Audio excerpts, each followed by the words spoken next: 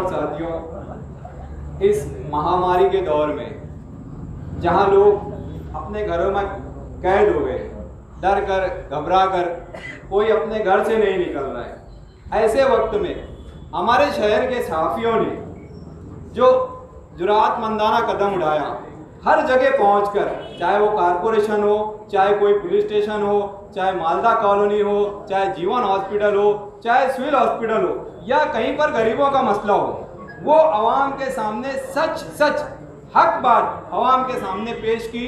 आवाम को इनकी न्यूज़ का इंतज़ार रहता था, आवाम की घबराहट कम होने में इनकी न्यूज़ का बहुत बड़ा हिस्सा रहा।